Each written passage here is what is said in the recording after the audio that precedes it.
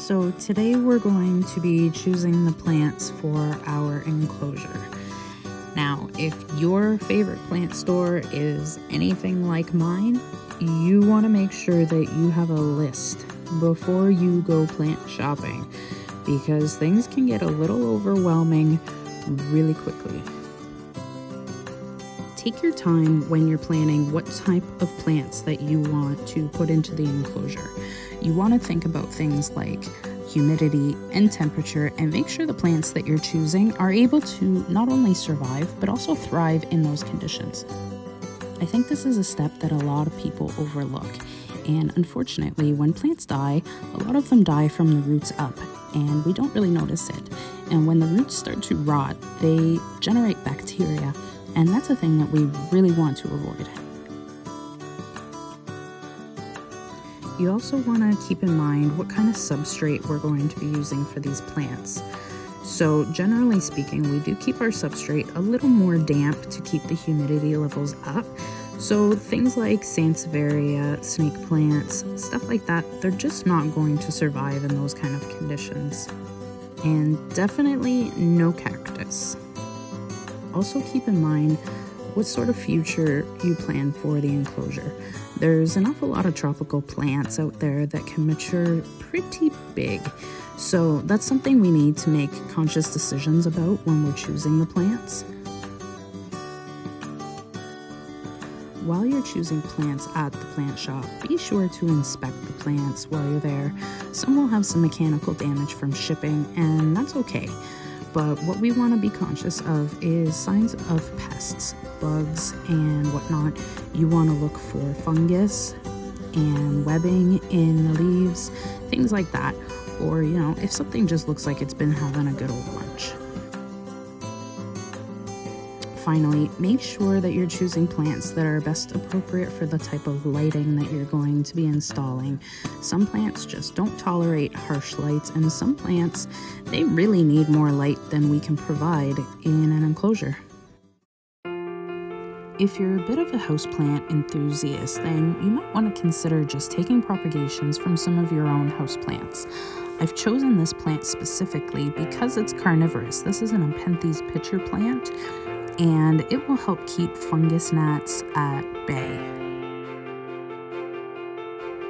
Now, plants like these, they produce babies all on their own, little pups, and you propagate these by root division. So all you really need to do is remove the soil from around the stem of the mother and the baby plant, and then very carefully just pop that baby off.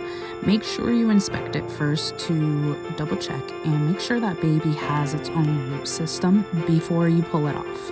And then once you do that, they should just pop right off and they're ready to be planted up.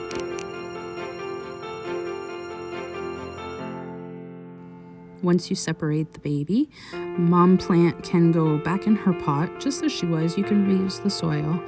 And then this little baby plant, I'm going to pot up in its own little pot, just in some sphagnum moss, and keep her damp until she acclimates to being on her own, and she will go in the enclosure. The most common method of propagation with your houseplants will be by stem cuttings. Now, I'm going to show you how I do stem cuttings. There's many ways to do it, but I like to do stem cuttings using perlite in just a little container. I'm just going to pour enough in there so I have about an inch of perlite in the bottom.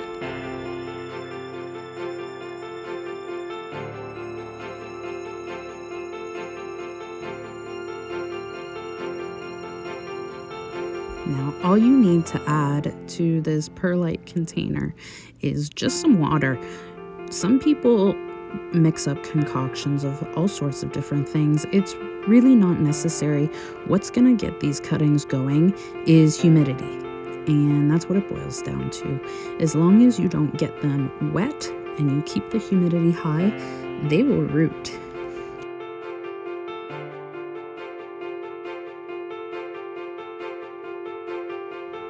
So I actually added way too much water to this container. and that happens. So all you do is put a little bit more perlite in there and mix it up.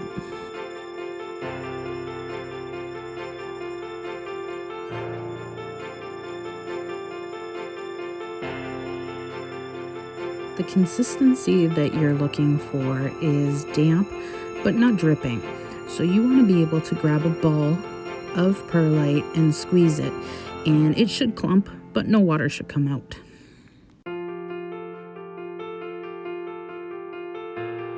Now I actually have way too much perlite in this container now because of the addition. So I'm just going to remove some of that because it's way too much, and too much is not always a good thing.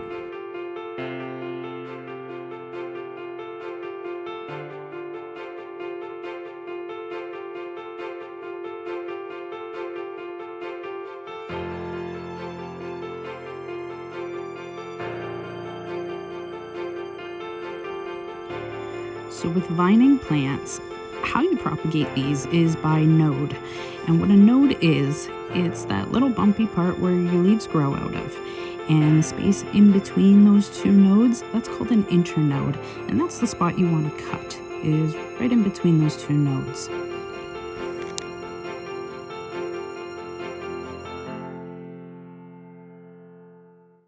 Now on strands that have little leaf buds, you might be tempted to cut right below that node. Don't do that. That node is actually very juvenile and it's not going to root because that vine is putting all of its energy into that leaf. So what's going to happen is it's just going to rot and you're going to lose the whole cutting. So skip that spot, go down a leaf, and make your cut in the next internode. If you do decide to propagate your own houseplants for use, just be sure not to ever take more than 30% of the plant.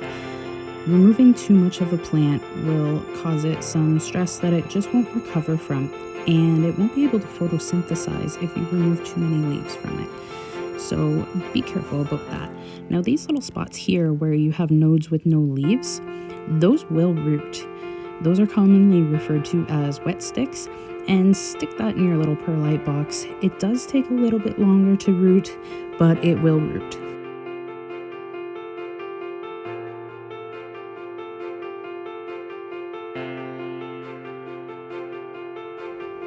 Once you've made all your cuttings, you're just going to put them in this box and try and bury that node down in there. It's not necessary that it's buried, but I do find they root much faster if they're buried. Essentially, as long as you keep the humidity high, they really don't even need to make contact with the perlite, but it does speed up the process quite a bit.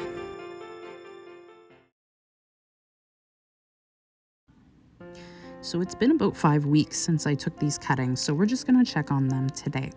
The first thing I notice is we do have a rotten leaf, and that's totally okay. Sometimes that happens when they get wet. Now you see this little guy has a root that's probably about 2 inches long now, so he's ready to be planted. And this little guy, he could probably be planted too. His root is about 1.5 inches long.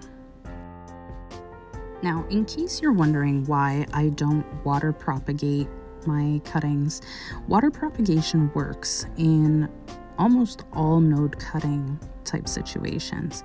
But what a lot of people don't realize is water roots are not quite the same as soil roots. When we grow water roots, the water roots are adapted to pulling oxygen from water to survive.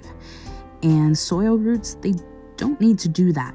So the way they grow and the general composition of them is much different. So when we stick water roots into soil or other planting mediums, essentially they suffocate.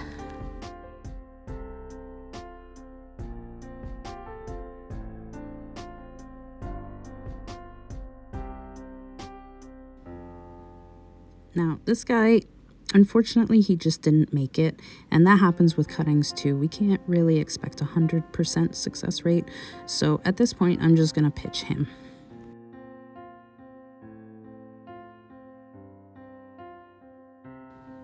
As for this little cutting, you'll see he does have a root starting, but the bottom of him has rotten. So all I'm going to do is peel off all that junk that's surrounding the good node so that that root can really take off. And then I'm just going to pinch away the rotten part and discard that. And he's going to go back in the box so he can finish rooting.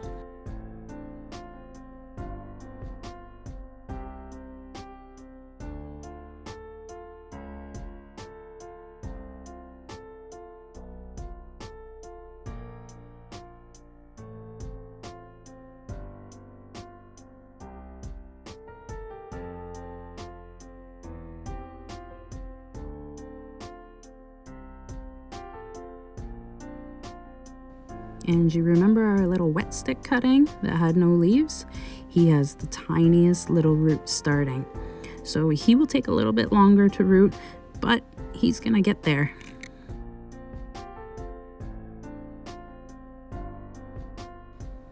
Now I'm just gonna pack all these guys back in this box because I'm not quite ready to plant them yet, and some of these guys just need a little bit more time. So we're gonna pack them back up and put them back.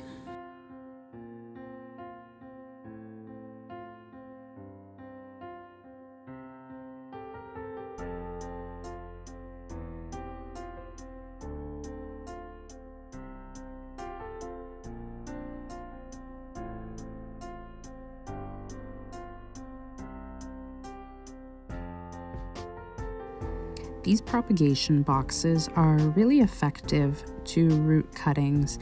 You can also use moss in these little prop boxes and it will work just as well as perlite. I like using perlite. I find it stays a little bit more clean, but both are equally okay. These prop boxes also hold on to this moisture really well. These guys have been in this box for 5 weeks now, and I haven't watered them once. I do open the box once a week just to get some airflow in there, but aside from that, it's totally hands off.